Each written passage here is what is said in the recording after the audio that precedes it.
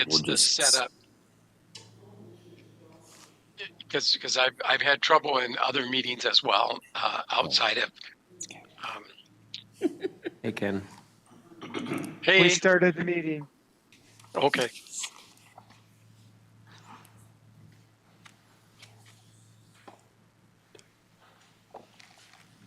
Okay.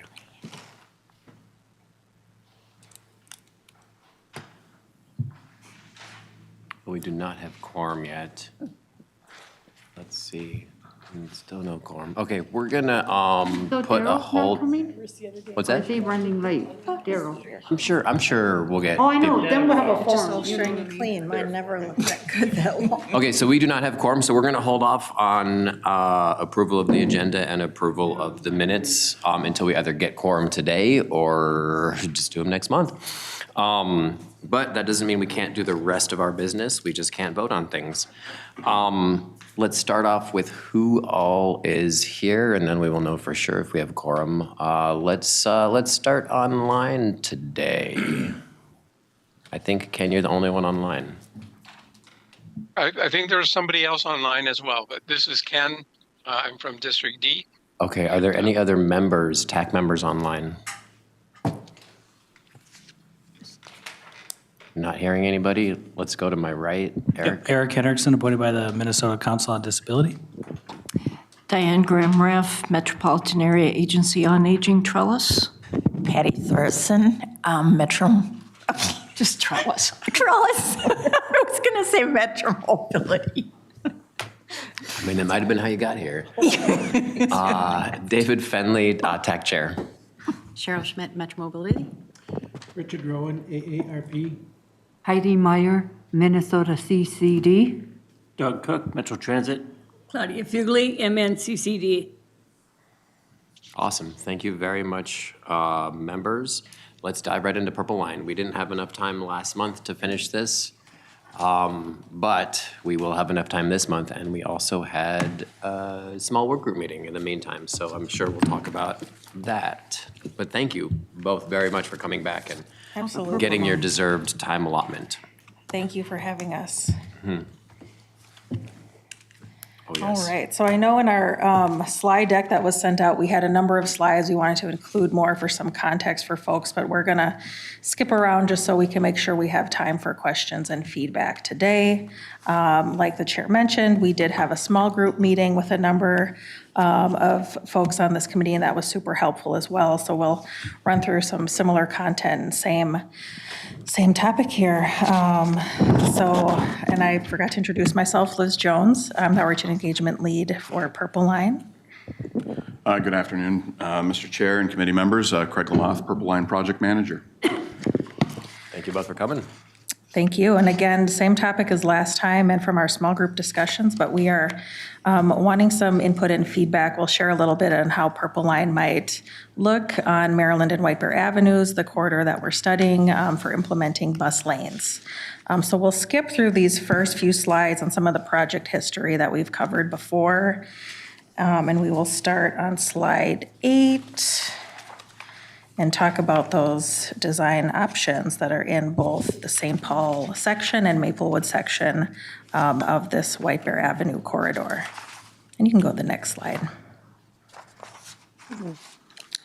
All right, so in St. Paul, so basically along Maryland Avenue from Johnson Parkway to White Bear Avenue, and then up White Bear Avenue from Maryland Avenue to Larpenteur Avenue, we have 3 options we're considering.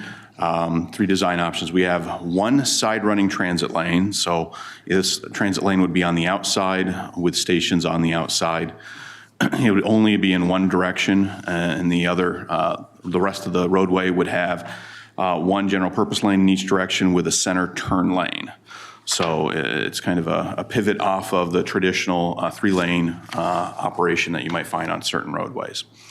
And then we have 2 side-running transit lanes, so one in each direction.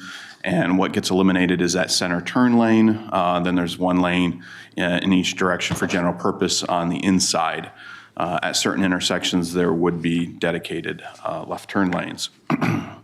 And then we're looking at center running transit lanes. So essentially, the general purpose lanes move to the outside, and then the center running lanes, or the transit lanes, end up being on the inside. Next slide.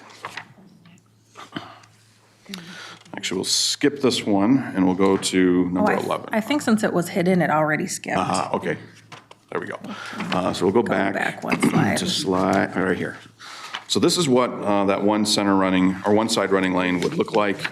The side running lane would most likely be in the direction that would benefit transit most. If there's a peak direction, for example, where there's more travel time unreliability during the peak periods, we would want to provide transit the benefit in that direction.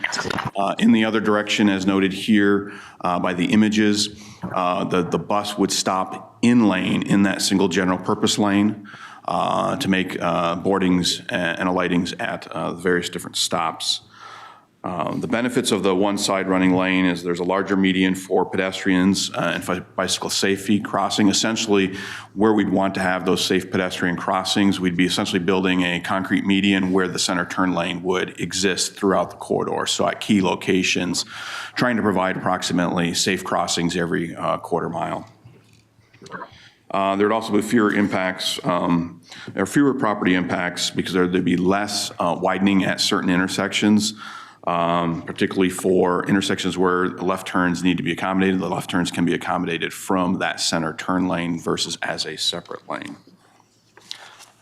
Next slide. So the two side running options shown here is almost a little bit simpler. The buses are operating on the outside, and the two general purpose lanes are in the inside. What you lose is that center left turn lane. So at intersections where we want to allow for left-hand turns, the cross-section widens out. The thing to note about the side-running transit lanes, these are semi-exclusive, or what we've technically referred to as semi-exclusive, meaning they are not just for transit. In these lanes, you would have any vehicle that wants to make a right-hand turn at an upcoming intersection, any vehicle that wants to make a right-hand turn into a driveway, commercial or residential, and then obviously vehicles coming out of those same driveways as well. Tomorrow, I gotta go to the bank tomorrow. Chris, could you mute, please, Chris? I think he's there. Sorry about that. No worries.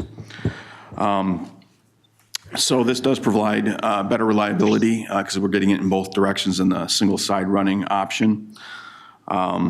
This is particularly important on Maryland Avenue. So Maryland Avenue today has local bus service. In the future, it would have Purple Line if Purple Line's in the White Bear Avenue corridor, and it would have H Line. So it'd have up to 14 buses per hour per direction in the future on that segment of Maryland between Johnson Parkway and White Bear Avenue, between the two BRT services and the remaining local service that would be there. Side running, I should note, we've heard is easier to maintain the stations for our maintenance staff. It's easier to access side stations than center stations, so that's one group that we've already talked to and got their feedback on. Next slide, please. So center running in transit, our center running lanes in St. Paul. So we were asked to look at this. This is what we've focused a lot of time in the last month on.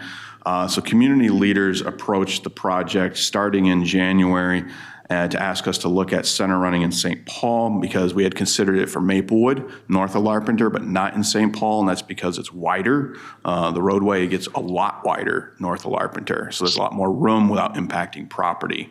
The way we were thinking about center running in St. Paul, or in general, didn't fit well in St. Paul, so that was screened out early on.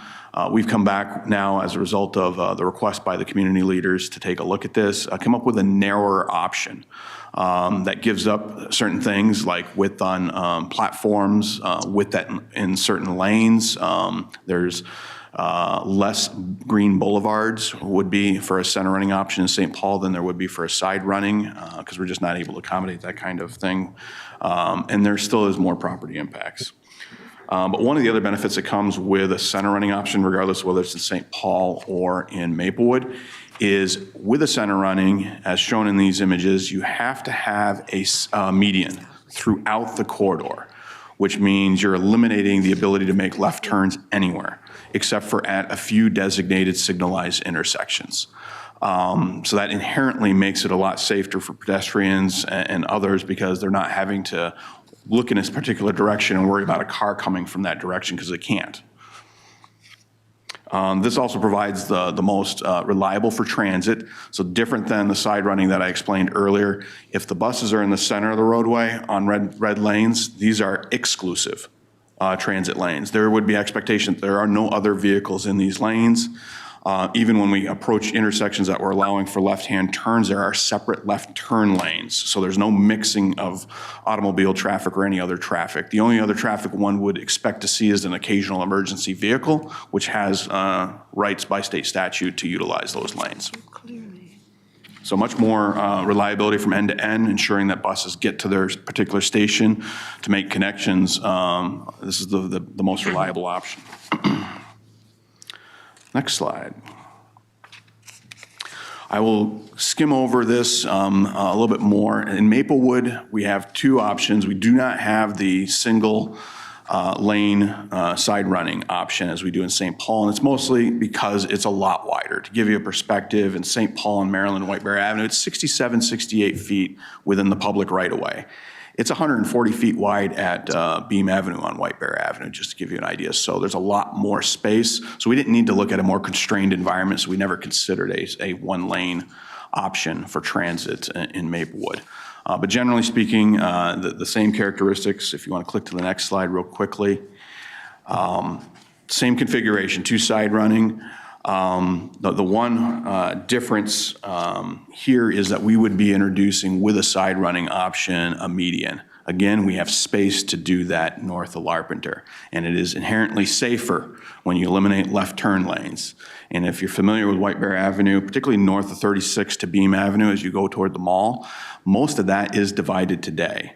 So there are no left turns in that segment. Really the big change would be from Highway 36 to Larpenteur to the south. We'd be introducing a concrete median to eliminate left turns.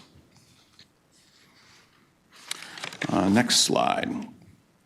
Two center running options we have two center running options in Maplewood, again, because we have more space.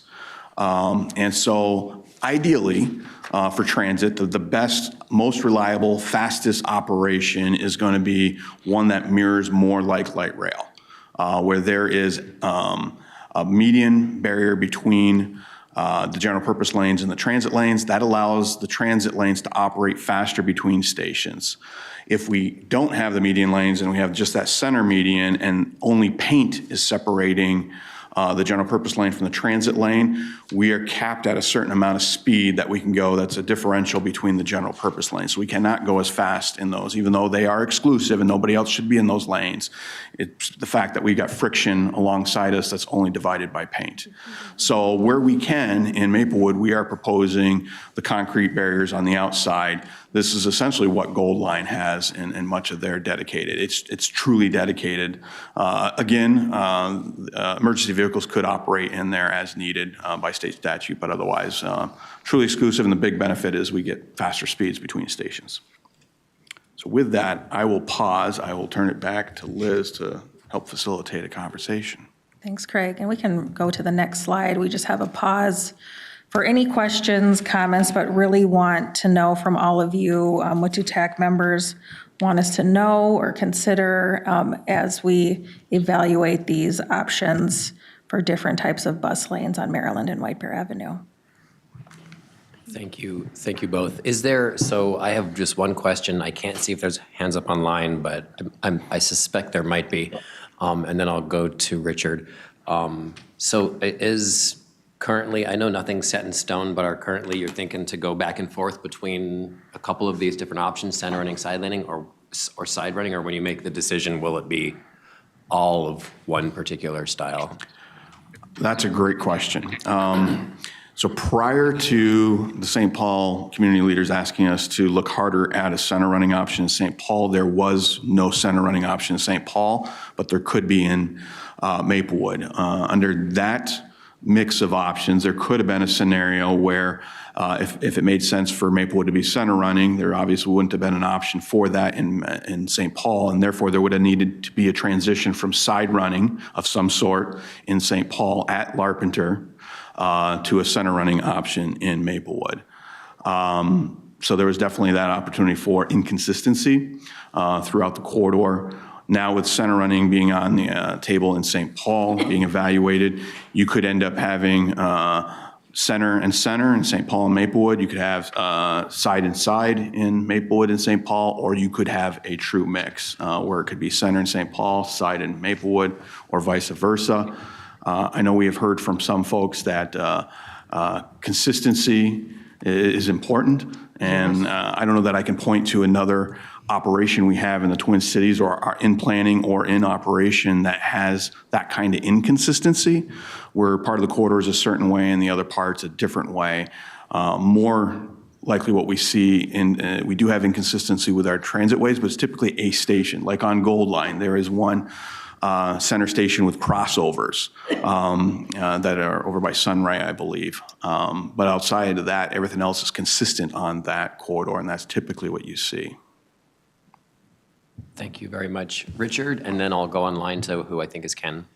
Yeah, on slide 13, the center running transit lanes in St. Paul, how would the stations be configured for passengers?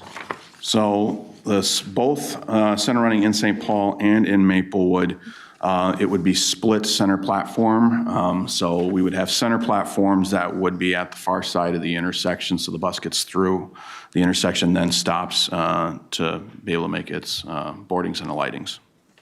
So pedestrians would get there by walking, there'll be lights and that sort of thing there? Correct. It would be, all of them would be at signalized intersections, so there would be an ability to make that crossing.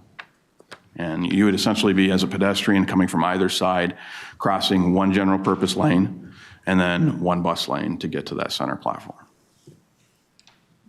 Thank you. Are y'all done, Richard? Yeah. Okay, perfect. Ken online and then Heidi in the room. Yeah, and can you hear me? Yes. Yeah. Oh, okay. So my question piggybacks off the last question about how pedestrians board the station. So are you saying there's only one side of the platform in which pedestrians can cross, and that will be at the signalized intersection? So at a location where we have a station at a signalized, which would be in a signalized intersection, there would be two split platforms or two platforms. So not, so in contrast, there wouldn't be one single platform. That would require specialized vehicles, which we don't currently have in the fleet, or crossover, which would require a lot larger, it would require the intersections to get a lot larger and a lot longer to be able to accommodate a crossover maneuver, where we have a couple in the system, but it would not be a center platform like LRT, because LRT has the doors on both sides. We'd have to have buses with doors on both sides to be able to do that, which we don't currently have. So my question, though, is in regards to how passengers board the platforms if they're not adjacent to the sidewalk or the side of the street. In other words, pedestrians are going to have to cross an active transit lane or traffic lane. Is the only place a pedestrian can cross to board going to be at signalized intersections? Yes. Good question, Ken. So does that mean there's only going to be one pedestrian route to enter on those center stations? That is correct, because these are BRT platforms. They're shorter than, say, an LRT platform where you can cross at either end, because they end up having to accommodate a three-car consus, which typically is almost a full block. Here we're talking about accommodating a 40 to 60-foot BRT bus, so these platforms are much shorter.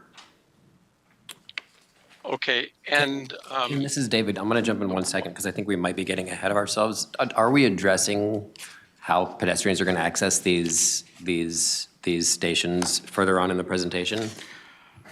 I think we compare and contrast the pedestrian access because it does differ between side and center. I think along the lines of where this question is going, if you're on if this is a side running transit way with platforms on the side with either sidewalks through the platforms or at the back of the platforms, you can access the platforms from either side of the platform.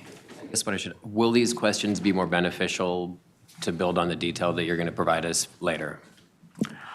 I'm happy answering the questions now and then spend less time on it later, either or. Yeah. Okay, thank you. Go ahead, Ken. I know you've been doing this for a long time and been involved in this for a while, so. Good questions. So, yeah, so jump back in. I just wanted to make Good sure that we. questions, Ken. Hold on, please wait to be called on, Heidi. Go ahead, Ken. Yeah. Okay, so the only other question I have at this time would be to question that, are there any stops that are not going to be not going to allow pedestrians to cross at signalized intersections? Are there any in the middle of the block that are going to require crossing when there's crossing an active lane of traffic when there's no signalized intersection? I am 99% sure that there is no station that is not at a signalized intersection of some sort in an area that we're not talking about, which is different than what we're talking about on White Bear in Maryland. South of Maryland, which hasn't really changed and we've been advancing, is the alignment is in the Bruce Vento Trail corridor from Arcade to Maryland, if you're familiar with that area. So it's not running on or in Phelan Boulevard. Rather, it's running parallel to the boulevard with the bike trail. At some of the locations there, like at Cook Avenue, where we have a Cook Avenue station near the Hmong Village, that Cook Avenue station is on the Bruce Vento Trail side or north side of the Phelan Boulevard. In there, it's not at a signalized intersection, but there would be a signalized system for pedestrian crossings to facilitate crossings from the station platforms, which will both be on one side, to a major destination like the Hmong Village on the south side. But that one is not at a full intersection, signalized intersection. But it would have a signalized, and RRFD, I think, is what our engineers call it. It's the pedestrian-only push-button system, so there'll still be the ways for pedestrians to safely cross and stop cars to allow that to happen, but it's not at the traditional four-legged intersection. Okay, I understand that. And those rapid flash intersections or crossings are inherently difficult, if not impossible, for blind pedestrians or deaf-blind pedestrians because they're not at a location with a landmark in which they would be easily found. So I do want to point out one additional thing as a resource for you all. The Great Lakes ADA Center, which is the technical centers for ADA for all communities across the nation. Ours is the Great Lakes Center, but there's several Great Lakes centers across the U.S. They are sponsoring a webinar. I believe it's coming up in the next week or two, maybe even longer, that is going to share some recent research that's been done about wayfinding, particularly outside of signalized pedestrian signals, so center blocks, rapid red flash crossings, where they're going to share some recent research that's been done about how blind people find a middle of the block crossing because they're not inherently where they need to be, that are easily found, and that could be quite dangerous. So there is some new research that's going to be unveiled at that webinar that I would really encourage someone from your staff to attend if possible. And that would be at the Great Lakes ADA Center website for information. Appreciate you pointing that out. We'll definitely have somebody from our staff or multiple people from our staff register for that opportunity. Craig, did I understand correctly when you said that there might only be one application of the mid-block? I didn't get the flashing yellow lights that cars may or may not stop at and risk, step out into that street if you feel like you're safe type of intersection? Correct. The only one I can think of offhand, it would be the Cook Avenue station because it's not at an intersection and it's on I'll call it the residential side of Phelan Boulevard, yet one of the major destinations is the Hmong Village, and then just south of Hmong Village, I think, is the Bollinger Bakery, which is the other major destination on that side. Okay. Thank you very much. Heidi and then Eric. To follow what Ken was saying, for people like us who have processing problems, I want, Ken can't see what's going on. Now I have to take what Ken said and then figure out how to process all that information, and it's a little confusing, and I don't want the next generation or the generation now to be confused in how to utilize the trains and the buses, because in Minneapolis, we got some bus stations where I have to figure out what side to stand on because of the way it's set up, the A's, the B's, this, that, stand over there, stand over here. So you didn't make it very friendly user for people who have processing problems.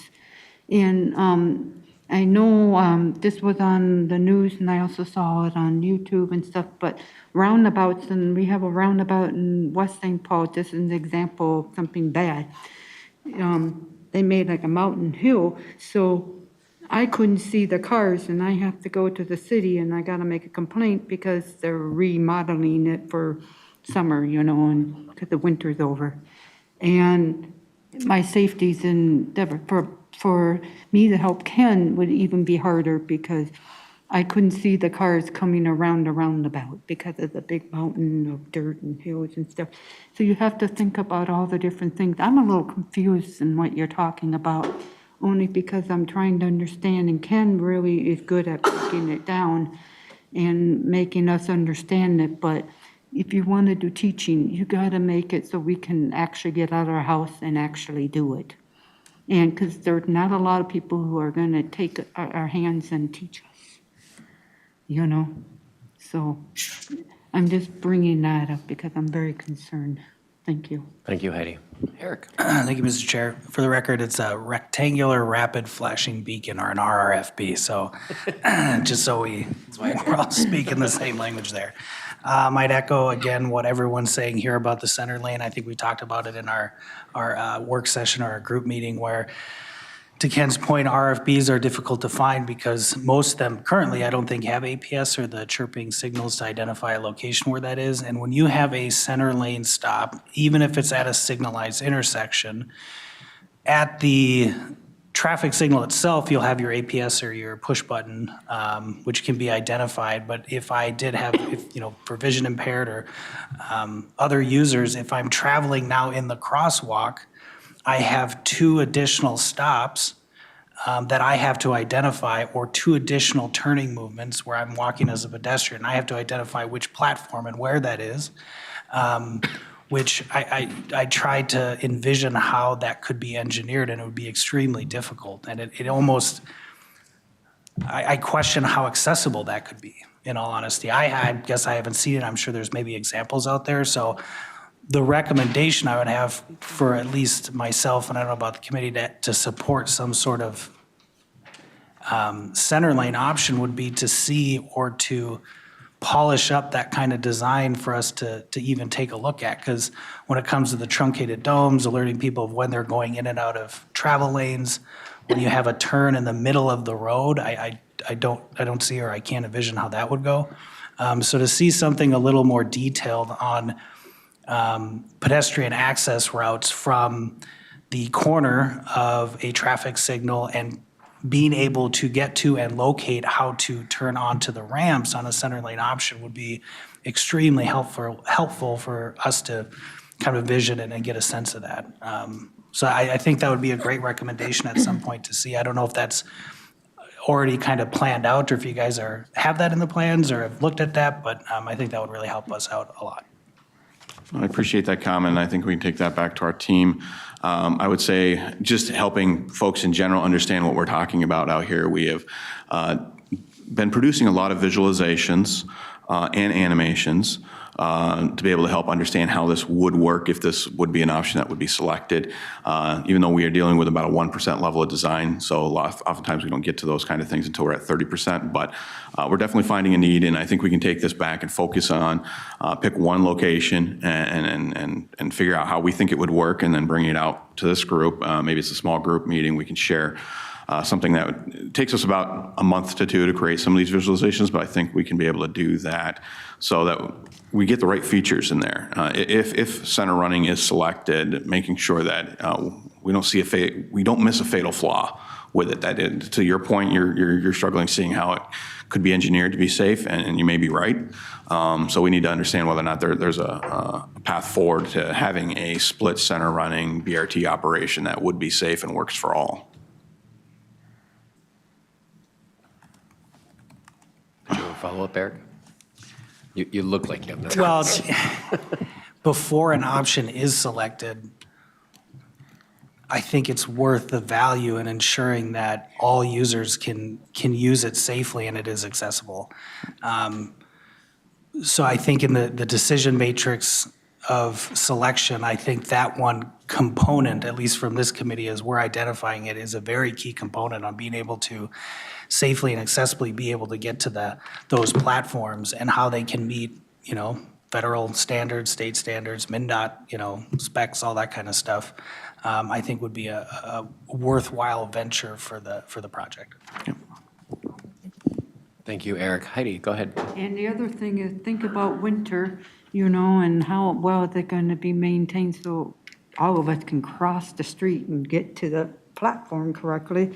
And it's got some uniform, if I'm saying it right, like each station is similar, so if we have to do teaching or, or if David says, do this, and then David's trying to explain it to me, and so I can actually, because he knows I can, he's just, he got to give me something that's concrete that I can understand, then I can go to the station and actually do it. So each station should be similar, and that's so confusing to the point where now David's even worried about me getting home, being safe, from the meeting, because I can't do A and B, correctly, because I'm confused. Because to be truthfully honest, today I'm kind of like lost in this meeting, because it's like a lot of information and a lot of different ideas. And I'm glad Ken is online, because he's good at explaining it. But we need something where because I don't know how this is going to translate if I go on the internet and I need to, use maps or Google Maps, which I have on my phone too, which does take me to the Green Line. It takes me to some of the different bus stops. So I want to, so that doesn't get so messed up that now I'm angry because I can't go where I need to go because I don't understand the process. And the bus station people aren't going to know how to explain it because they don't understand the disability. So how are they going to help us? So it's just something to think about. Thank you. Thank you. Thank you, Heidi. They are hitting us with a lot of different types of stations Yeah, I'm a here. little lost, Yeah, I can understand. Luckily, it's very early on in the process, though, so they'll take some of what we say to heart. Let's continue on. There's a lot more intricate stuff going on, upcoming. Sure. Thanks all for those questions and comments. I think we will skip over to slide 26.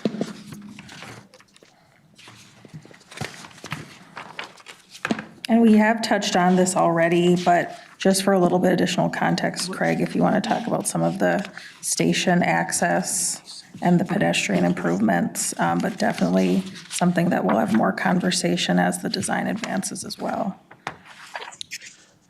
Yeah, so overall, pedestrian access is going to be improved throughout the corridor. I didn't mention this before, and some of you may not be tracking it as closely as those of us who live and breathe it all the time. So we're proposing a full roadway reconstruction project. So Maryland Avenue and White Bear Avenue would be completely reconstructed from back of sidewalk to back of sidewalk, which means, like I know there are areas of Maryland Avenue where the sidewalk plates are heaved up in certain places and aren't really navigable by mobility devices today. All of that would be rebuilt with brand new infrastructure. So the corridor will look different after it's done, beyond just where transit touches it. So there'll be better access along the corridor. Crossing distances will also be shortened. Right now, White Bear in Maryland, particularly White Bear, because of its higher volumes and higher speeds, or at least operating speeds, is not a real safe corridor today to cross almost anywhere, whether you're at signalized intersections or not. By removing one lane in each direction, which is essentially what we're doing on both streets of general purpose traffic. You're now replacing that general purpose traffic with another lane, but it's a lower volume lane. Even if it is side running, it's now a transit lane with right turners only. It is not a through lane. It is not to be operated that way. It'll be painted red, as they're doing on Beeline right now on Lake Street and elsewhere. And we'll have some level of enforcement to ensure that it operates the way it should. So you're going to have, now as you cross, and right now you have to watch for 2 lanes of traffic, not just the closest lane to you. You will now have an easier way of being able to do that. And in the situations where we have center running, where there are no left turn lanes, now you're only looking in one direction and dealing with generally one lane you're having to worry about to be able to make a crossing. At midpoint. And we're introducing, right now today, most people are only crossing at signalized intersections, even though that is not even the safest thing to do today. But then we're going to be introducing places where there aren't signalized intersections today, and we'll be introducing medians. So we'll be putting concrete medians in the middle, pedestrian refuges, to allow crossings to happen more frequently in the corridor and safer. At those locations, they would not be signalized intersections, so they would be some sort of pedestrian signaling device to be able to do that. Again, you'd be able to then cross one lane of general purpose traffic and one lane of transit, and then have that refuge in the middle, and then be able to make your journey through on the other side of the roadway in the future. So we're narrowing things up, making it definitely safer. It's one thing that we heard with this transit project, that first and foremost, we had to solve for the existing problems today, which is pedestrian safety. This has the worst rating of any county road in Ramsey County, the White Bear and Maryland Avenue, from a safety standpoint. And so we're solving for that first and then accommodating transit afterwards.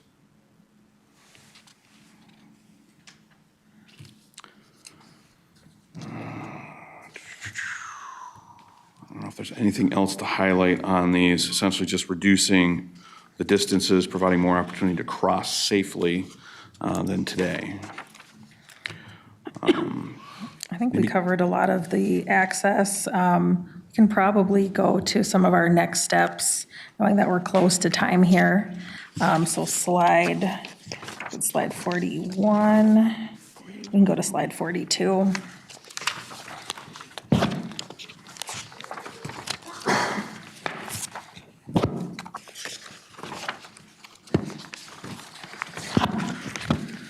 So we mentioned this when we were here last month. We were just kind of starting to roll out particularly that new center running option in St. Paul, but we are still talking to folks and doing some engagement throughout June, July, and August on both the bus lane configuration options, and then we'll also be talking to folks about which corridor, the Bruce Vento Trail corridor or the White Bear Avenue corridor that we've been focusing on, will actually be the choice for the Purple Line route.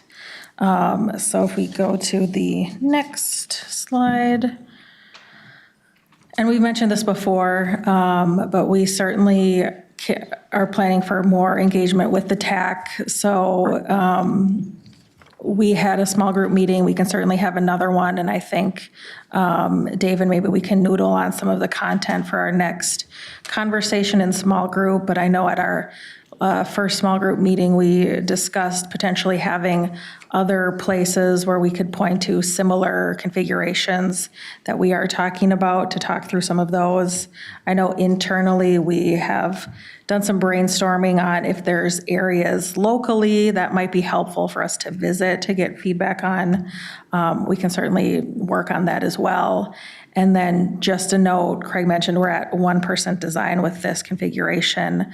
If this corridor does move forward, or whichever corridor we go with, as we do advanced design to that more 30-60%, there's more pedestrian access and accessibility conversations that we'll want to have with you as well.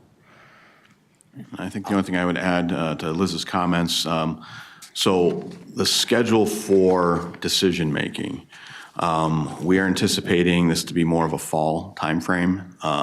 We've penciled in an early October meeting of our corridor management committee where there'd be a decision on Bruce Vento Trail corridor versus White Bear Avenue.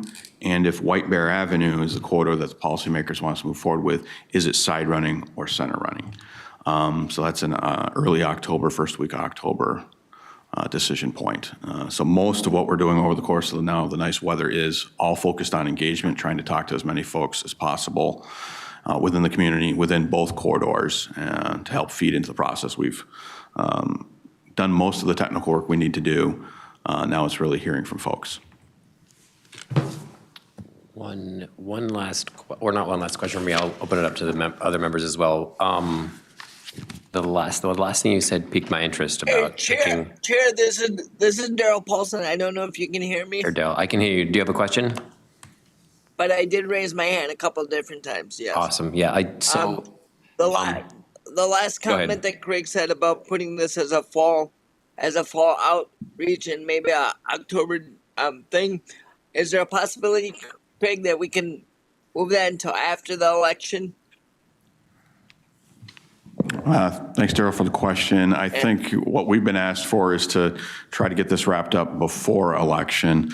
We were actually scheduled for more of a Labor Day decision point before we got asked to look at this one last narrow center running option in St. Paul. So that's kind of what we're tracking toward right now. What are your thoughts on that? I'm just saying I don't want any issues like what happened in White Bear Avenue. And I think depending on how the election plays out locally, whether who gets elected in Commissioner Reinhardt's spot and who gets elected locally, how transit might look, and it might look very different today as it would after the election if certain people get elected. No, thanks, Darrell. I appreciate that. And yes, it's one of the challenges with all these projects. They take so long to be able to plan and design and deliver, tend to go through multiple election cycles, which can throw wrenches into things, as we've had on Purple Line already. And I know the filing deadline was yesterday late, and so candidates are now locked in for some key races in the Purple Line corridor. We won't know the outcome until November, obviously. And yeah, it could look different than it does today, depending on how those results come in. Thank you. Thank you for that. Thank you for that acknowledgement, and thank you, David, for entertaining my request. Oh yeah, my pleasure. So for clarification, one of the last things you said before we broke for questions was choosing between Maryland and White Bear. Did I understand that correctly? Maryland and White Bear are one corridor together, and it's the Bruce Vento Trail. So if this project isn't on Maryland and White Bear, which we focus most of today's conversation on, it would be the project of record. We haven't officially disbanded from the Bruce Vento Trail corridor. That was what was environmentally cleared and designed. It's what is recognized by the federal government as the project right now. But that's, we've been working away from that, I would say, for the last year and a half as we've been guided by policymakers to look at alternatives. We still need to compare back feedback, and part of the engagement we do in July will be saying, here are the metrics and what the project would look like and mean being in the Bruce Vento Trail corridor, and here's what it would mean in the White Bear Avenue corridor, and comparing and contrasting. There's more property impacts, for example, concretely, in the White Bear Avenue corridor.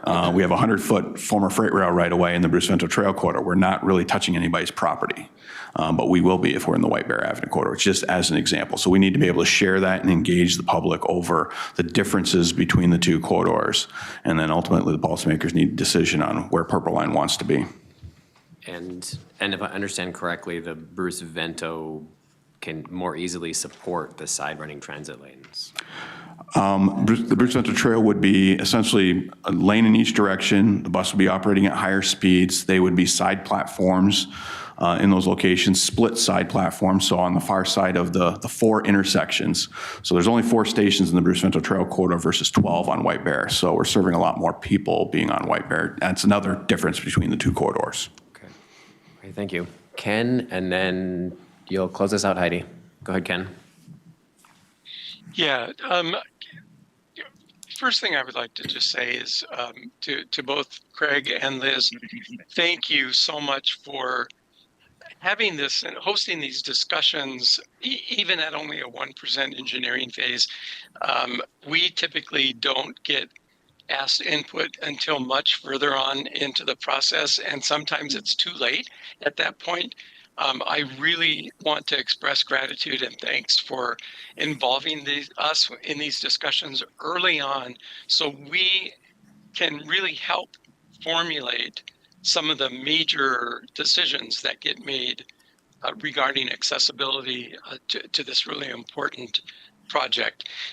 The other thing I would mention is in the discussion of having a refuge center island for pedestrians, I want to also make sure that for anybody that gets stuck or chooses to wait on a refuge center island for a safe crossing, for the next signalized crossing, that individual, those pedestrians need a means to be able to access the accessible signals as well. So not only does it need to be a refuge space large enough for people to stand and wait safely, but they need a way to accentuate the signals from the center island of where they are waiting, lest they get stuck there without a process to accentuate the signals.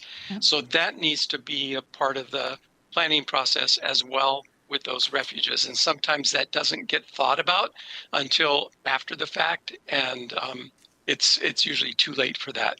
The other thing, depending on how wide those refuges are, is there going to be enough space to have proper pedestrian ramps in both directions? And again, I don't know how wide those are planned to be, but that needs to be also part of the decision-making process.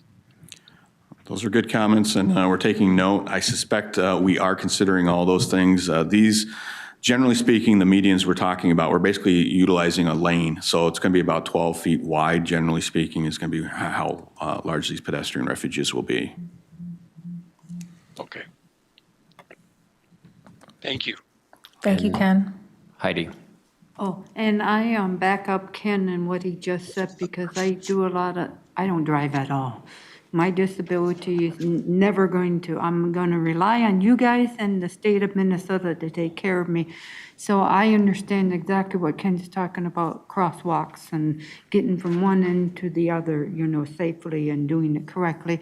And also, what we didn't touch on is the center aisles, or wherever you're going to stick us, is there going to be enough room for wheelchairs, walkers, scooters, my cart for groceries, and stuff, and whatever else people bring, to take the train, the bus, whatever, how you come up with it. Because sometimes they build it to the point where I like my person next to me. I want to be friends with them. I want to not have an argument or some bad thing happening. So is there going to be enough room so Ken's dog and Ken can feel safe in that environment? Or is it going to be that all you're thinking about is here, and stick this in the middle and hope for the best. I would suspect that it is, but we'll go double check with the team, so appreciate the comments. And I think the next time we have an opportunity, either in small group or large group, David's coming around with a few visuals that we didn't get to that are in the slide deck at a couple locations. These are substantial pedestrian refuge medians that we're talking about. So again, emphasizing the point that we were told when we just went out and did learning about the corridor as we were asked to look at it back last March. We spent last summer just understanding what's going on in the corridor, what are the problems with the corridor. So we talked with a lot of users of the corridor, and that's where it came very clear to us. We had to solve for the pedestrian safety problem that's out there today before even talking about transit. That was first and foremost. And so that's the way the team approached this last fall when we actually started developing concepts. We had to deal with that first. Transit was really a secondary consideration. David, he showed me the picture, but the idea is, the reason I'm asking this, because sometimes when they build these things, it's like there's not enough sidewalk, or there's not enough of this, or I like sharing the environment and transportation with other people, but sometimes safety has to be there and other things have to take into place, and how I get there is safe too.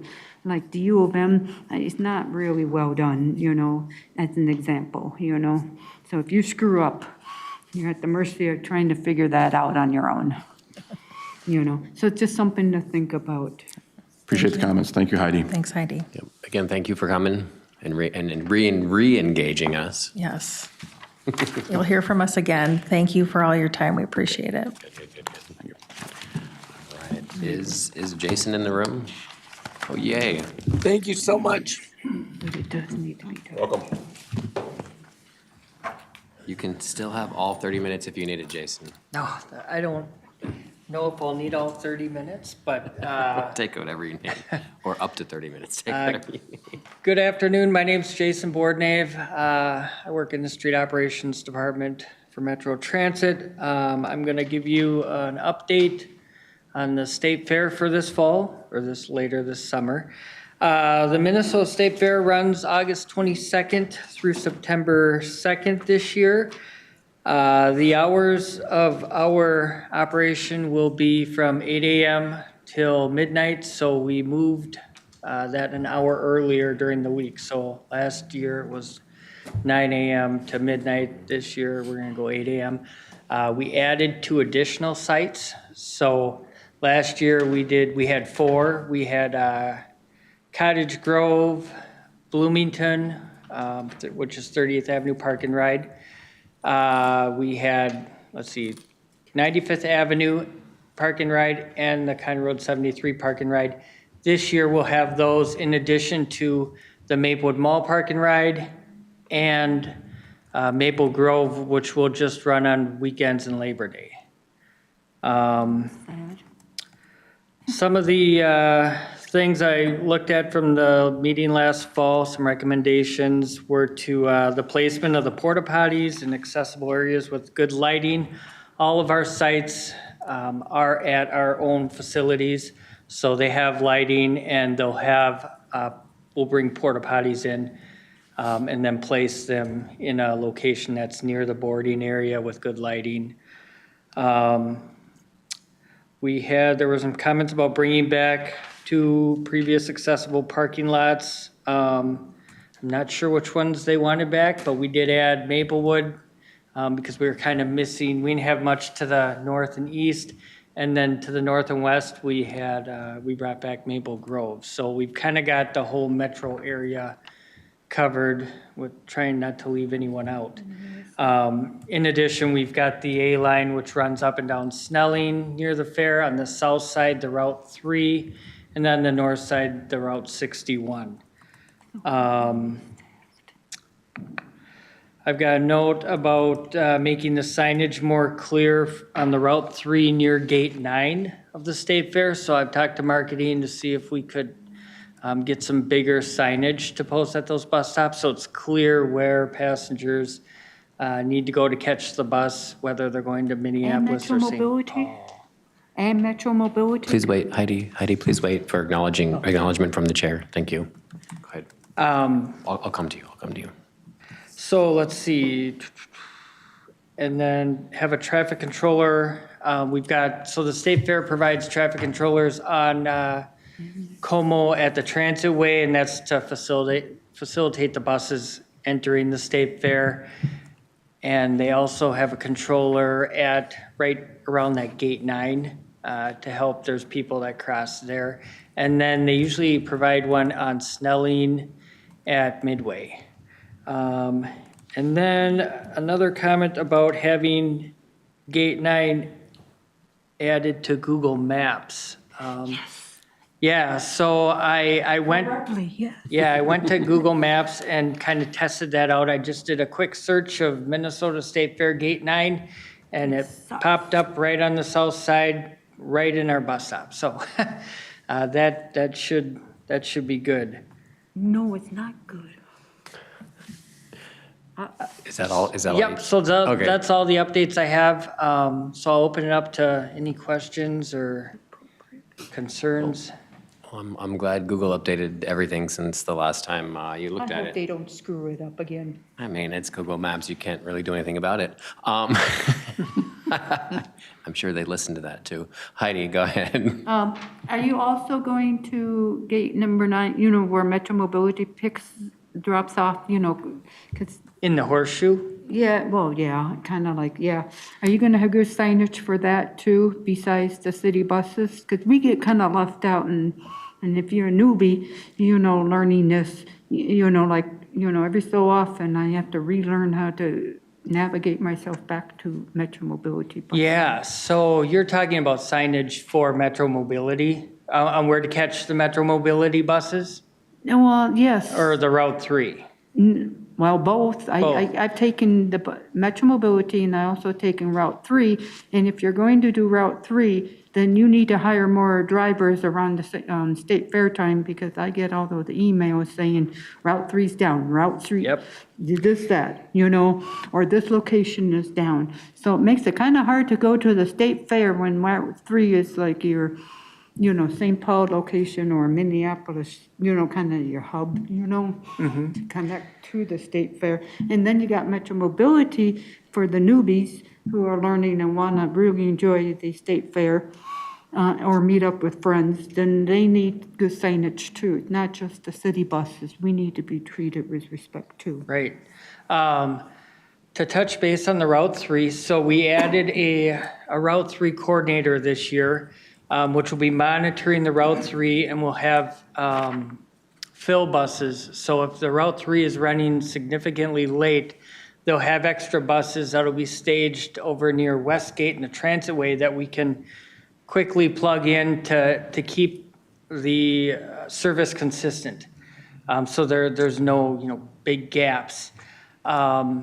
Hopefully that'll help the Route 3. The issue is the traffic, especially in the morning, gets backed up. Last year, there was some construction just west of the State Fair on Como. So this year, that's wrapped up, so hopefully that'll help a little bit. As far as the signage for where to catch the Metro Mobility buses, I'll pass that on to the State Fair so they can incorporate that into their wayfinding signs Yeah, to 'cause hopefully make that easier for you. You think about the city buses, and that's great, and I appreciate that, but then people who really need Metro Mobility or special transportation get kind of left out of the picture, because some really can't take the city bus, Right. So this is another great way you can grab a whole bunch of people to be more independent if you have some good signage and good ADA stuff, for the disabled. Thank you. Yes, thank you, Heidi. Those are good questions. Darrell, did I see your hand go up and down? Did you have a question? Yes, is it up or down? I can't tell on my. I saw it go up. It might have gone down, but either way, the floor is yours. Oh, okay. It was up, but I wanted to thank Jason for his due diligence. I don't know how much he had a part in making sure that the East Metro and those particularly the Maplewood Transit Center and that location was added back in. I want to know, is that going to run only on the weekends and in the evenings, or is that going to run throughout the day as well? And then also you mentioned the signage by gate 9. Is that the typical gate that Metro Mobility does drive into and drop off? Because if that's the case, what we're hearing is that drivers, as they're waiting in line because it gets backed up there along there, they're not even they don't even know that they're allowed to get over and to get over and go into that spot. So I'm wondering if I'm missing something or if I'm not fully understanding it. But I think the signage issue is a couple different signage vantage points, but I'm not sure we're talking about the same signage or we're talking about a particular location that just needs to be highlighted a little differently. Did you pick that Does up? that- I don't know. Did any of that make any sense? Yeah, so I believe they use that horseshoe. I don't know 100% where Metro Mobility picks up and drops off, but it sounds like it's in that horseshoe so that kind of makes sense. And I'm not sure Right, we're talking. Well, let me orientate myself to this. We're talking that horseshoe right by what is the Coliseum, correct? And Yeah, I right believe where the that's Metro gate Mobility 9. drops off. Yep. Yep. Next to the horses. Yeah, so are you kind of requesting, where would you be requesting the signage, like in, on the State Fair website? There actually is a small. I think it's either blue or it's brown. There is a small signage that says something about vehicles exempt here or can be here or whatever. And what happens is a lot of times a Metro Mobility bus will pass that sign because it's not very visible. So they're not, if they have not dropped anybody off there yet today, they're sometimes they'll pass that once or twice, and that makes for a very long commute as you're either trying to get dropped off or picked up. Okay, so maybe it's, As I go out there multiple times throughout the 12 days, I'm out there a lot. yes. Well, let me go back to the first question because I have the answer for that. So all of our sites will be running all 12 days except for Maple Grove. Maple Grove is the only one that is running on the weekends and then Labor Day. So Maplewood will be all 12 days. And then going back to the Metro Mobility question, it sounds like it may be more of an operator issue, not knowing where the pickup is. But I can talk to the State Fairgrounds about having some better signage that clearly shows where to board for that. And I'll make sure I bring that up to them because I want to say they're looking for different places to put Uber and Lyft, and hopefully they don't want to use that turnaround because that would, Please don't. yeah, that would cause kind of a headache. So I'll make sure I bring that to them so they keep that in mind. So. Yeah, thank you so much. I mean, you guys have done a tremendous job trying to hear our concerns, and we definitely thank you for that. I forgot to introduce myself. I'm the vice chair of TAAC, and I'm also representing Region F, as I should be counted as my attendance. Thank you. Okay. Thank you, Darrell. I'm guessing you're done talking, but your hand is up. Okay, perfect. I don't have any more questions. We're actually going to have the Oh, state. I did. Go ahead. Yeah. We're I didn't know how- one I nice didn't know thing how to about. take it down. Okay, thanks. One nice thing about this is we're having the State Fair folks next month, so we can ask them some of these questions. But thank you very much for coming. It sounds like you got a lot of this information in your head, so I'm kind of impressed. Yeah, there's a lot of planning, so. Another question? I just want to say I'm glad me and Darrell well, I touched on it and Darrell finished it, so we can get some better, clarification, and, when we're at the state fair using Metro Mobility, because we kind of get left out of the picture. It's more the taxi people or the city buses, and then we're kind of thrown in the middle. And please do not use that the horseshoe air place for it, because when you get 4 or 5 Metro Mobilities, it gets it's like, we make a line, hope for the best, you know where you're going. And then the benches get very filled and, because we're all sitting and waiting for how long. So Right. please don't make it any more complicated than it needs to be. Yeah, and I don't know what their plans are. I do know that they are trying to figure out a good place to put them, and I don't know,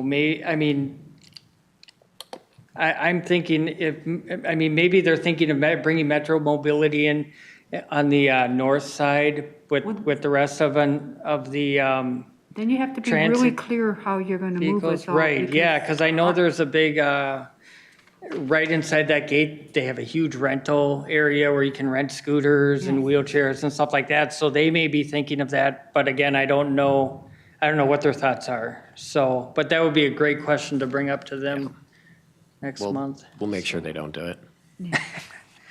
No, Thank you. Jason, just for clarification, that is the spot that typically is used by the Metro Mobility drop-off, and that does get very congested throughout the state fair, especially in the morning and in the evening, so.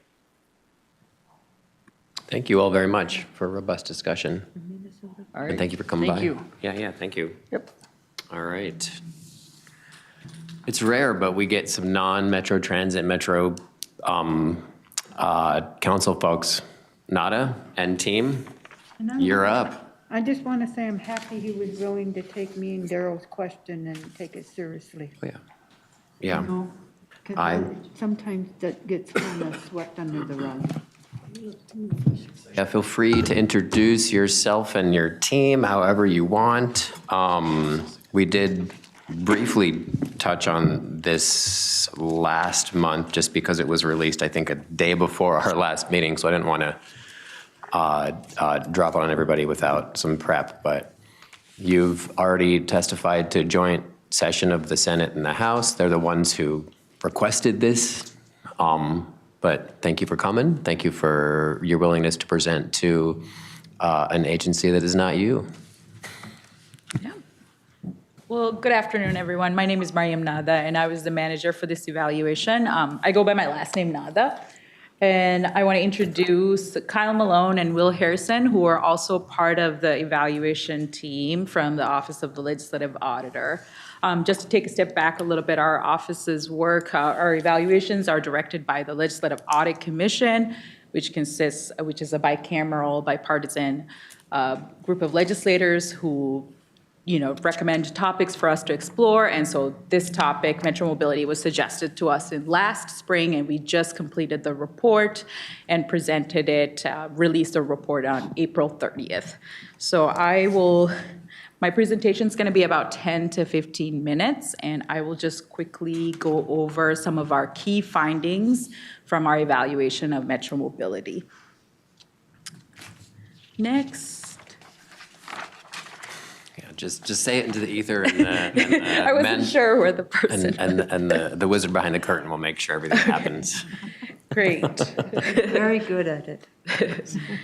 So Metro Mobility is a transportation service of the Metropolitan Council for individuals who are unable to use the fixed route system due to a disability or health condition. I'm sorry, I started at the wrong spot. Let me backtrack a little bit. There we go. Yep. So I'll start off by highlighting some of our main key findings before providing more detailed information about them. We found that in fiscal year 2023, while the council largely met the demand for Metro Mobility services, it allowed trip providers to deny ride requests in the state-mandated service area. OLA also found that Metro Mobility services failed to meet performance goals related to timeliness of services. We also identified several issues related to the Metro Mobility complaints process that undermines its effectiveness. So now I'm going to take a step back and provide some context to our findings and additional details about them, as well as our recommendations to the Metropolitan Council and the legislature. Next slide. Okay, so Metro Mobility is a transportation service for individuals with disabilities or health conditions who are unable to use regular fixed route services in the Twin Cities metropolitan area.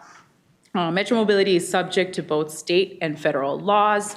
In our review, we found that Metro Mobility provided nearly 1.9 million rides to more than 18,500 riders in fiscal year 2023. So while the Metropolitan Council is responsible for overseeing and managing Metro Mobility services, the council contracts with 2 private companies to deliver ride services. The council is responsible for overall management, including establishing policies and procedures, and the trip providers are responsible for the actual delivery of rides in accordance with those policies and procedures. Next slide. Minnesota statutes require the Metropolitan Council to provide services in a larger geographic area than is required by federal regulations. A ride that begins and ends within 3/4 of a mile of the fixed route system is subject to federal regulations. We refer to this area as the federally mandated service area. I believe the Metropolitan Council refers to it as the ADA area.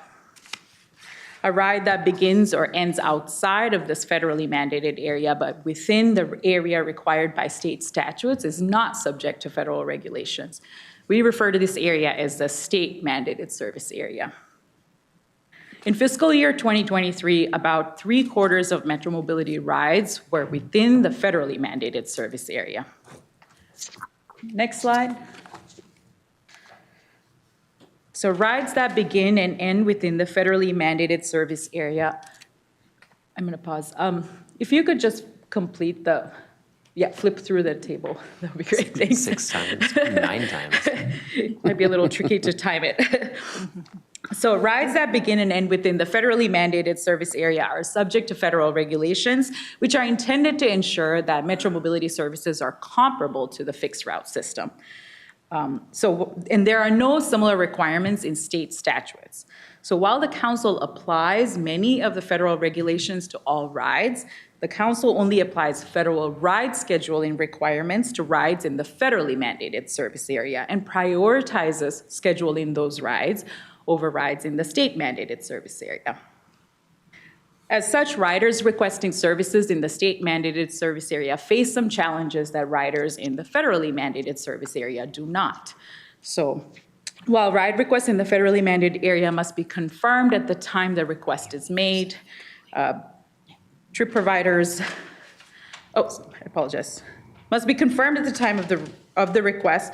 Ride requests in the state mandated service area are placed on standby, meaning they are not guaranteed at the time of request. While all ride requests in the federally mandated service area must be fulfilled, Metropolitan Council allows trip providers to deny requests for rides in the state mandated service area.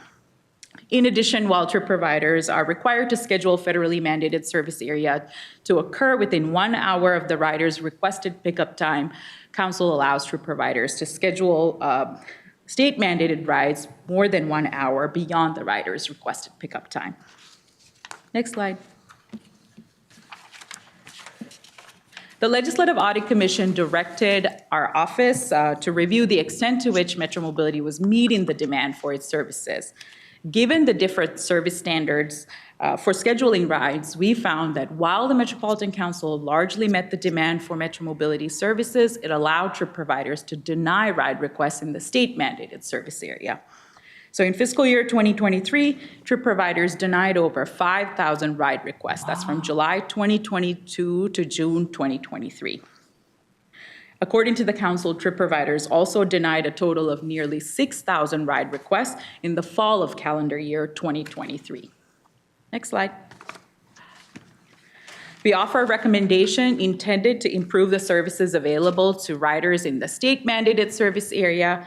We recommend that the legislature consider amending statutes to explicitly identify service requirements in the state-mandated service area. For example, if the legislature does not want rides in the state-mandated service area to be denied, the legislature could consider amending statutes to explicitly prohibit ride denials. Next slide.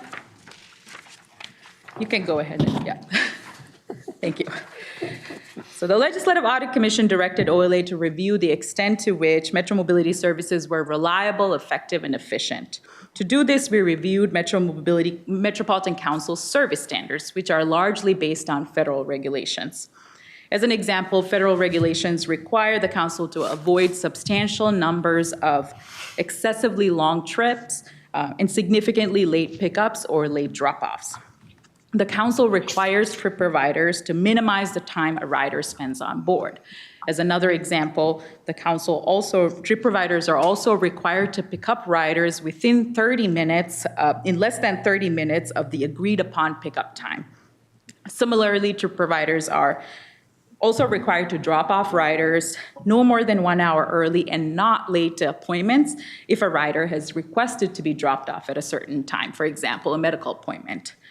Trip providers' contracts included performance goals related to these service requirements as a percentage of rides in a given month.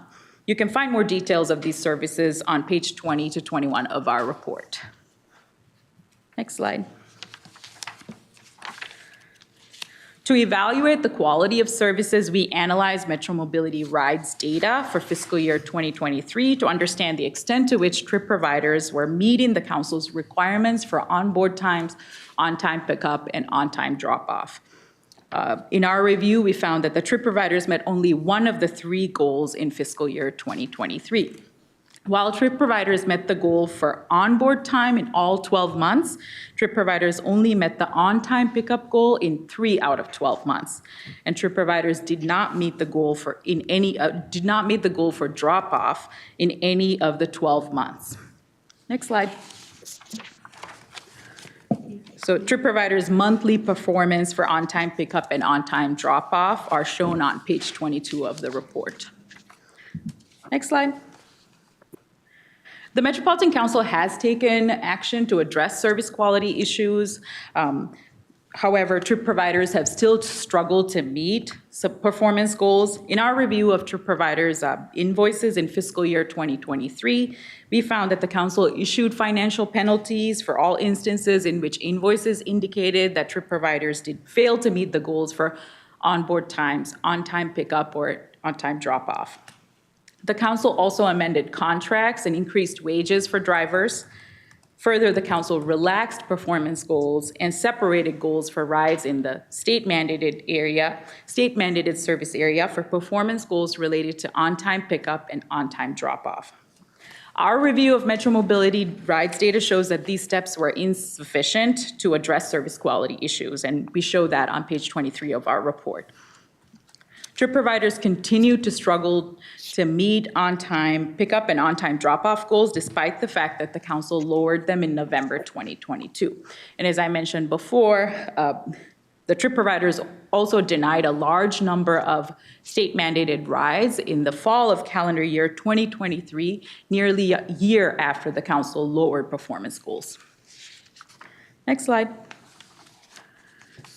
Based on our review, we recommend that the Metropolitan Council take additional steps to address service quality issues. We offer more targeted recommendations on page 24 of our report. For example, we recommend that the council formalize the use of mitigation plans in contracts and require trip providers to develop one. If they fail to meet one or more service standard for a specified period of time, currently, the council asks trip providers to develop these plans when service quality issues arise. However, they're not included in contracts. Next slide. One of our research questions involved determining to what degree the Metropolitan Council has established an effective system to address customer complaints. So I will begin by highlighting a few key aspects of the Metro Mobility complaints process before discussing some of our key findings and recommendations. We provide a more detailed description of this process on page 33 of the report. While riders contact their trip providers to schedule rides, the Metropolitan Council directs riders to contact the council staff if they have a concern related to Metro Mobility services. So when a rider contacts the council with a concern, the council staff determine if that concern represents a complaint that must be tracked. What this means is that the council determines if the concern is related to a potential service failure or a concern represents a concern that the council needs to address. The council will also assign that complaint to the relevant trip provider. Then the relevant trip provider is responsible for investigating the complaint, taking action to respond to the complaint, and responding to the rider, contacting the rider if requested. The Metropolitan Council will then accept or reject a provider's response. While riders are directed to contact the council, in practice, riders sometimes contact their assigned trip provider with concerns. In those situations, the council requires trip providers to forward those complaints to the Metropolitan Council. Next slide. In our survey of Metro Mobility riders, 35 respondents out of 88 who had said they had filed a complaint with the Metro Mobility representative disagreed or strongly disagreed with the statement. The process to make a complaint about Metro Mobility service is clear to me. Next slide. So we found that the role the trip providers play in processing Metro Mobility complaints undermines the integrity of the complaints process. Trip providers have a financial interest to minimize the number of chargeable complaints or complaints related to confirmed service failures so that they can receive a complaint-based bonus every month. However, trip providers have 3 key responsibilities in the complaints process, as I mentioned before.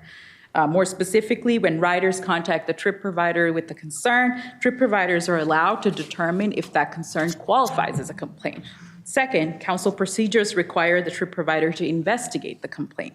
Given the financial bonus at stake for them, it's not in their interest to make the determination that a rider's concern qualifies as a complaint or for the results of the investigation to indicate that a complaint represents service failure.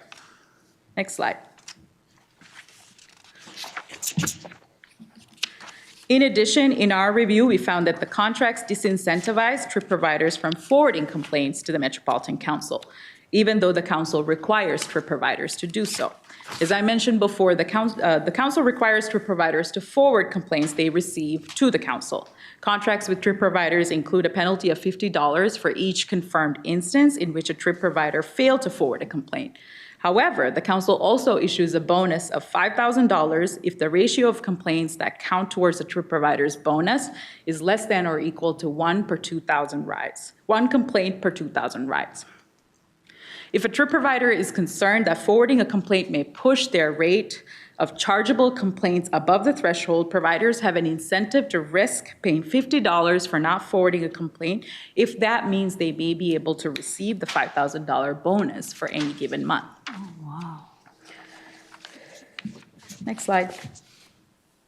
We offer recommendations to the Metropolitan Council related to these issues. First, we recommend that the council limit the role trip providers play in the complaints process, given their self-interest in the outcome of the complaints process. Second, we recommend that the Metropolitan Council change the incentive structure to better encourage trip providers to forward complaints that they receive from riders. Next slide. In our review, we also found that the Metropolitan Council has not established clear guidance for how staff should resolve complaints, which could result in inconsistent approaches. Metropolitan Council staff are responsible for 4 key determinations as part of processing rider complaint. However, the procedures we reviewed do not provide guidance to staff about how to make these decisions. For example, the council does not provide written guidance to staff on how to determine whether a rider's concern constitutes a complaint that should be tracked. We believe this lack of guidance could result in inconsistency in decisions council staff make when they process complaints. Next slide. We recommend that the Metropolitan Council update its written procedures and provide more complete guidance to Metropolitan Council staff. While the council did update written procedures in March, there is still some more that it could do to address this recommendation, which we discuss more in the report. Next slide.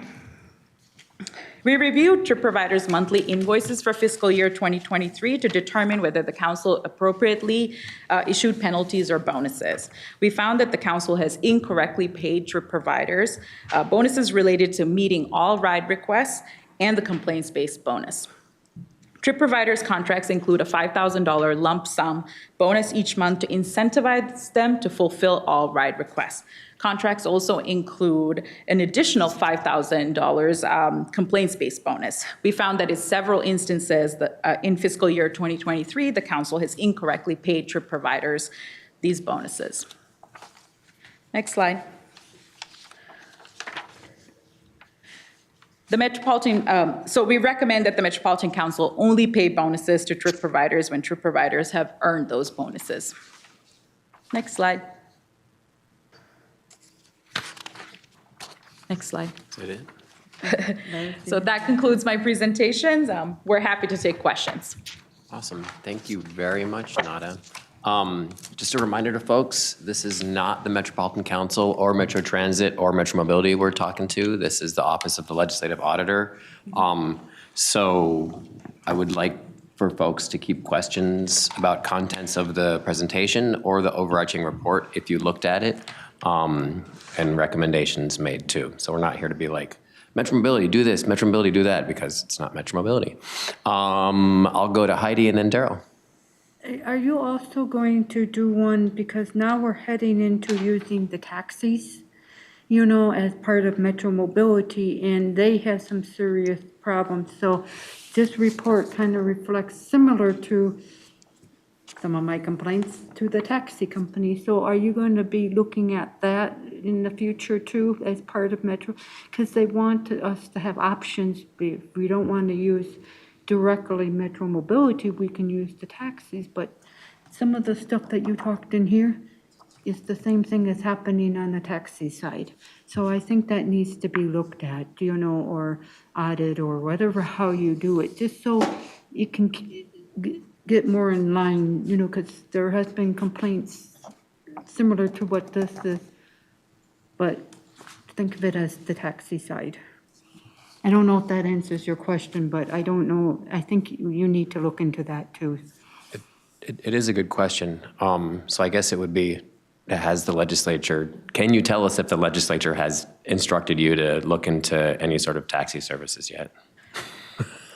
No, I would imagine that's the case. That was the answer. Let me clarify. Hold on, Heidi, hold on. What you're talking about. Right. You know. Yeah. Go ahead. Heidi, just let's let her go. Go ahead, Naadha. Yeah, so we do know that there is an on-demand taxi option, if you're referring to that as part of Metro Mobility. So in our review, looking at fiscal year 2023, we actually didn't include those. We didn't evaluate it because we were trying to scope it specifically to the Metro Mobility services through the shared buses. And so in terms of, and also, you know, we were looking at some of the more sort of salient and pertinent issues that were coming up as concerns, and we didn't necessarily hear very much about that. In terms of looking ahead to the future, our report's concluded for now, but the Legislative Audit Commission does direct our work, so if that is something that there's a lot of concern about, it may be that potentially we'll be looking at it. But right now, we don't have any plans to look further. I think you should. Thank you. Tell your representative and your senator that. I will. They're the ones who make that decision. Okay, that's good. That's good to know, because I won't know unless someone directs me, but it really does need to be looked at, because everything you were talking about is the same thing we've been doing on the other side. Thank you, Heidi. Our office, sorry, I'm Will Harrison with the Office of the Legislative Auditor. Our office also compiles a list of potential evaluation topics throughout the year that is used that the Legislative Audit Commission reviews when making selections, and so we can add this to that list for next year too. Okay. I'm sure other people have mentioned it, given what's in the news right now, or at least a few weeks ago. Darrell, online. Thank you, Nadia. That the report is fascinating, and it also goes to a number of things. So I had a couple quick questions and kind of a comment. And one of the comments was, you started out saying that Metro Mobility was a service for folks that can't ride any other service. That is incorrect. I mean, we do use incentives for folks that can use the mainline service periodically throughout different times of the year, or if they can use it, if they can use it during seasonal times, we do offer incentives that coexist with that issue. So that needs to be changed first of all. And a couple other issues were relating to the on-time performance and the fact that they lowered the on-time performance from 93% to 87%. Is that, and if we go deeper, I believe, I'm not sure who was in the room that presented this to the legislature, but I was in the room when it was presented somewhere in the Senate. And is this a direct result, their on-time performance, or their lack of on-time performance, and their lack of doing a formal complaint process because they get the bonuses? Is that a direct result of a $12 million shortfall that Metro Mobility continues to have based on their ability to operate? Do you want to? I know that was probably a lot, but Naadha, do you want? No, that was a good question. Okay, I'll try to answer the first part of it. And I apologize if I misspoke, but I believe what we are trying to say is that Metro Mobility Services, federal regulations require that public entities that provide fixed route transit to have complementary paratransit services. So Metro Mobility, I believe, is that service in terms of federal regulations. And then there's also state statutes that require the Metropolitan Council to provide special transportation services, and Metro Mobility is a part of that. So I apologize if I misspoke, but I think that's what I was generally trying to say. In terms of the second part of it, our evaluation was really focused at looking at what was the quality of services. While we did speak with Metropolitan Council staff to understand why those things were happening, in the budget and shortfall wasn't necessary. If I'm understanding your question correctly, that wasn't necessarily a reason that they were they were saying was why that was happening. It was largely the Metropolitan Council staff attributed some of these service quality issues to COVID-19 pandemic and, workforce shortage and issues like that. That was going to be my second part of my question, was that I believe your report, your audit comes at the tail end, or I don't even know what the period of that was, but we didn't end COVID-19 restrictions until the later part of 23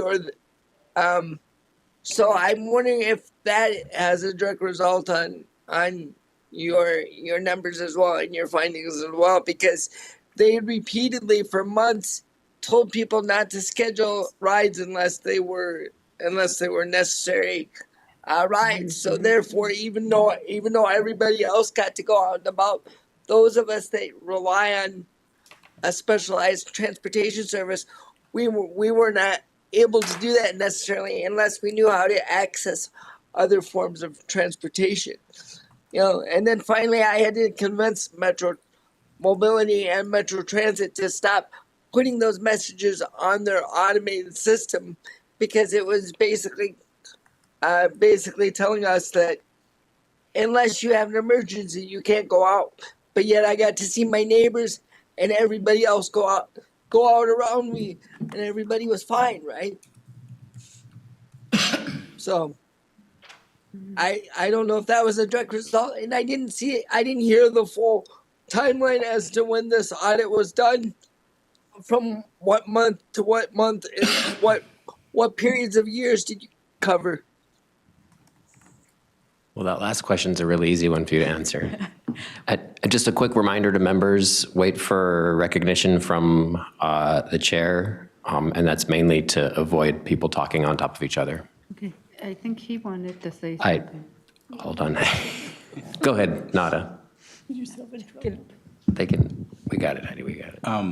So our audit focused specifically mostly on fiscal year 2023, partially because of complications related to the COVID-19 pandemic. And I would say beyond the workforce shortage issues and some complications with the supply chain and how that affected vehicle age and condition, we heard concerns about that. I would say from Met Council as an explanation for some of the not meeting performance goals. I don't recall hearing anything about specifically COVID-19 like restrictions or ride restrictions having impacted the performance. So I know that overall rides has been down since prior to the COVID-19 pandemic. But in looking at the number of rides and what we've heard from Met Council, it's, I think, starting to get, it's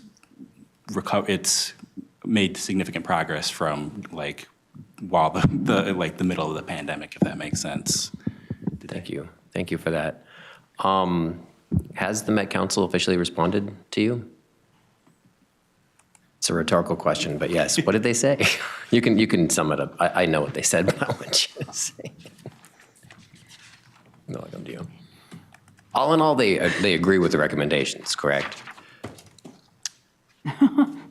That look on the. Sorry, can you repeat that, Jerry? Yes. Well, so the Met Council responded officially. You know, in short, all in all, please correct me if I'm wrong, if there's more nuance to it, but they agreed with the recommendations. This isn't stuff that is like, oh my gosh, that's something we didn't know about. It's, I think the reason why this audit was conducted was because they were hearing from their constituents about on-time performance and dropped rides. And that's, again, why they brought you in an outside entity. But I'm curious, what was the level of collaboration and acceptance between you and the Met Council? I would say that. No, go ahead. I would say the Met Council was very cooperative throughout the evaluation process and super helpful in that regard. And I think in terms of their response, I think they indicated that they generally agreed with most of the recommendations and findings of our report. I think sort of to what I said earlier, I think they explained some of the performance issues were they viewed as being based on like complications with workforce shortages and with the available, their ability to get new buses. And I think they've also indicated that they're trying some additional initiatives that may address some of our additional recommendations. So that's sort of the general. There's a full response letter that we received in the back of the report, which I think is sort of covers a more complete response from them. Thank you very much. I would implore members, if you like to look into reports, it's not super hard to read, and the Met Council responded, I think, favorably. The last time that Metro Mobility was looked at from an outside entity, the Met Council implemented a lot of the recommendations, and it's made, I think, the system better. Heidi. This is great that you're doing it, but I remember when they had a hearing at the Capitol and I testified, and even some of the legislators were saying that Metro Mobility is kind of broken, has some serious issues, and nothing came in until I saw this, but there was a hearing at the Capitol, way before the pandemic, because I've had legislators ask me about this and because they know I'm on the committee and stuff and want to know more about why it's having problems and why it was not working, from the community coming to them saying, I don't like it and this is what I have to live with, and why does it have these problems, So it's just something to think about if you want to go back and take a look at that, I know you already did the audit, but it's just something to think about, So I can say Metro Mobility is not broken. Politicians can say whatever they want when they're politicking, but relatively, it's it does a good job. I mean, obviously, 1%, 1 person out in the cold is not a good thing. But I think the point of this report is not to drag Metro Mobility. The point of this report is to understand, levers we can pull to do better with performance. And I think it did just that. Any other questions or comments from members? Yeah. Just a general procedural question. So after the report is accepted by whichever entity, because I've watched a few of your reports and they're excellent, does anyone at your office or it's somewhere along the line have the authority to basically go back and enforce any of the recommended changes if folks go, oh yeah, that's great, and then they do nothing? Yeah. I'll say Naadha. we are not an enforcement agency.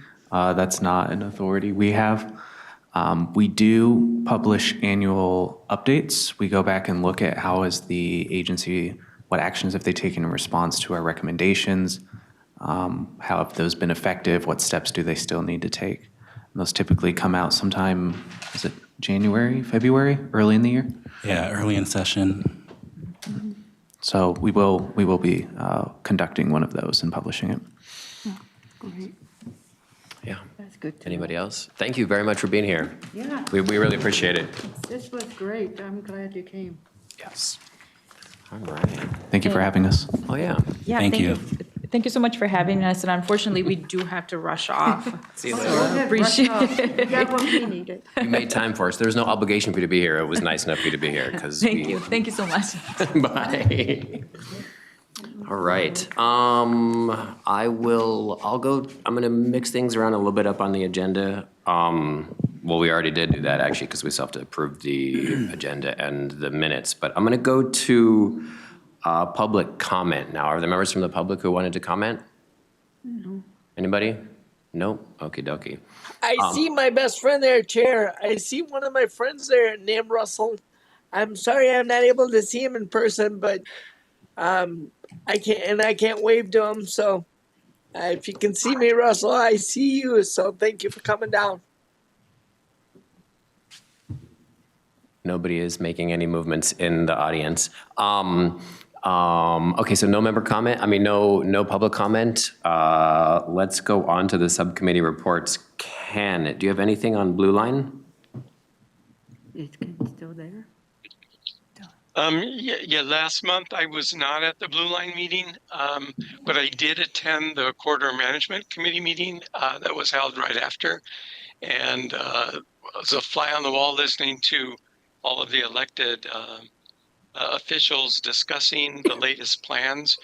Until the environmental impact statement is completed and done, which is due at the end of the summer, there's really a limited amount of work that the Citizen Advisory Committee is doing. We're just getting basic updates on the plans that are in place for displacement, and so we're really in this lull until the environmental impact statement gets completed and submitted at the end of summer. Thank you, Ken. Chris, anything on the Green Line? Thank you, David. Everything was going well until they forgot where they were laying tracks. Yep. But they still plan on being. I think I got to unmute. No, we can hear you, Chris. You said they don't know how to lay tracks. Okay. Yeah, they put the tracks in the wrong place. So I had a couple calls from a couple legislators because they're getting kind of fed up with some of this stuff. But the offices are still on track for 2027. So cool. Let's hope for the best. Awesome. Thank you. That's it, David. Thank you very much. And Darrell, I know that something was shared via email, but did you have any updates on Golden Purple Line, Darrell? I just want to I'll forego my report on the Purple Line since I know Liz and Craig were there earlier with you today, and we talked about the Maplewood area and so forth. And I just want to give a great shout out to Eric for attending a smaller group meeting and addressing some snow removal and some clearance issues of those stations, and addressing the real overall accessibility and what it looks like. I mean, so I really want to thank him for attending that meeting, and also the Gold Line report. I don't know why that hasn't been coming to you guys, because I do get it, and then I just forward it to you guys and try to get it in your packets, but sometimes it gets in there and sometimes it doesn't. So I apologize. Most of that's probably on me, Darrell, so I can take credit for that. All right, that's our subcommittee reports. I would entertain a motion to approve the agenda that we just finished. I'll make a So moved. second. All right, so we have Claudia and then Patty.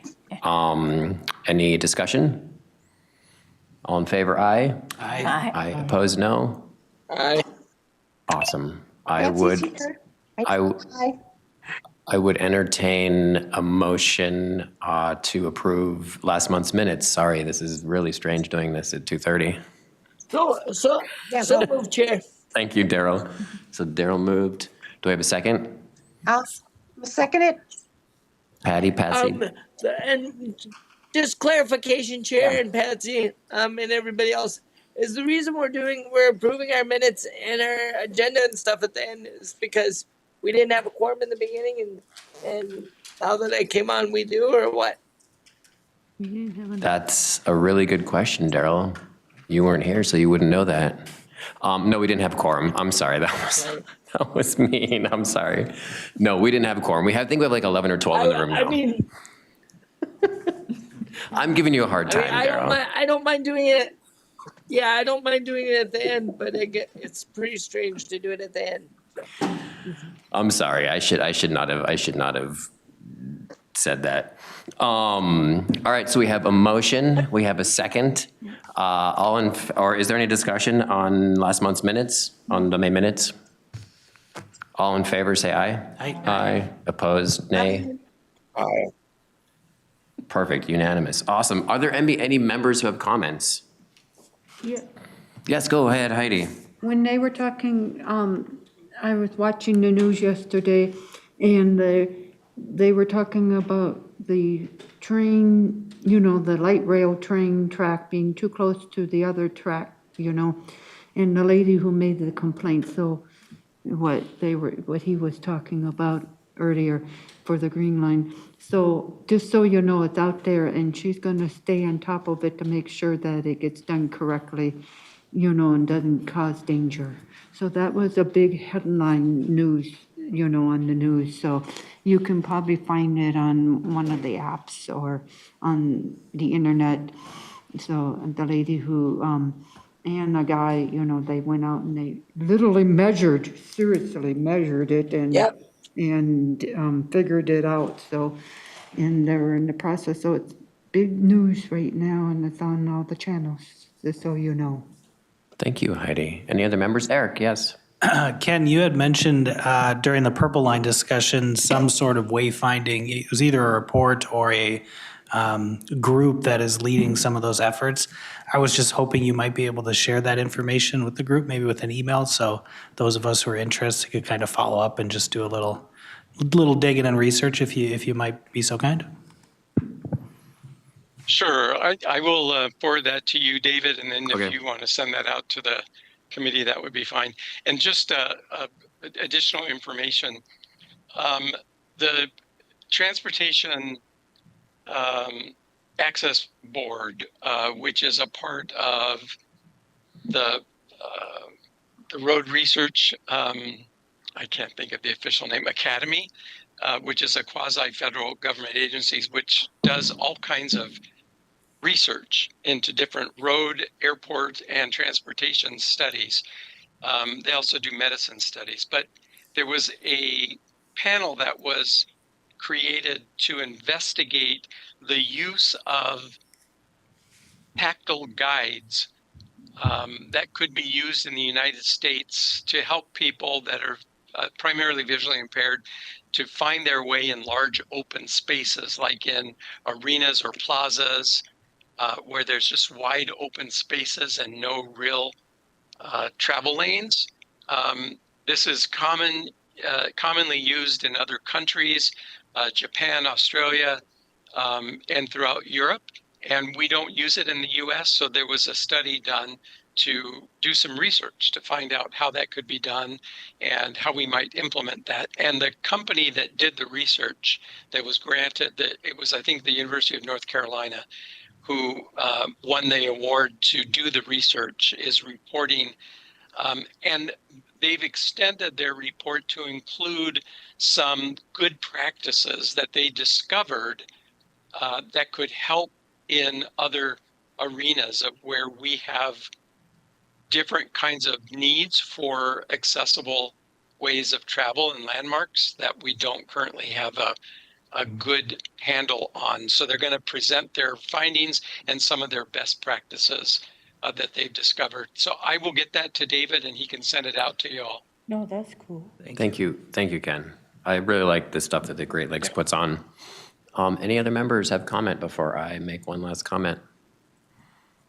Awesome. So our next meeting, or July's meeting, falls on July 3rd. I think we should have it. We already have, I think, 2 things on the agenda, one of which is the State Fair folks. That's not to say that if you all are going to be out of town or on vacation or just don't feel like listening to my voice, you don't have to come to the July meeting. I think we can still operate if we don't have quorum, but just wanted to not have that as an option this year, to cancel the July meeting, because I think we have a lot of work to do. Fine. Chair, I can I say something in favor of your request as well? It's member comment. I have, You can drag me through the mud if you want. all right. Well, Vice Chair, I happen to agree with your motion, or with your suggestion at this time, because I do think it is imperative that as long as the State Fair wants to work with us, we should give them the opportunity and the space to do so. And I, as well, I do like to go out of town on the holidays, and I do like to hang out on 4th of July because it's an Independence Day. But I, too, when you do the work of the community and you do the work of transit only stops a few days a year for holidays. Otherwise, it runs almost 24/7 in most metropolitan areas. So I think we should meet. I think the State Fair has some good information that they want to present to us, and I think it'd be a good opportunity for us to hang out on a hot summer day. So Thank you. We can put it to a vote if you want. Yeah. But since Don't come. But since you already gave us an option to attend, we don't have to vote on it. I'm using my executive authority. We're not voting. Okay. Unless someone's dying to put a motion forward. All right, 7 minutes early. I like putting motions forward. And I would second that. I think that July would be a good idea. This is Patsy. Sorry, my voice is very, for any of you who don't know, I had surgery on Monday on my throat area. So, Well, sorry, my voice is very hoarse. I hope you're recovering. That's all right, Patsy. Thank you. I'll be back next month. I hope you're recovering nicely. We are adjourned.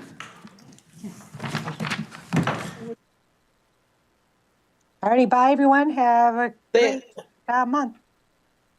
Thank you, Chair. See you next month, and see you all next month.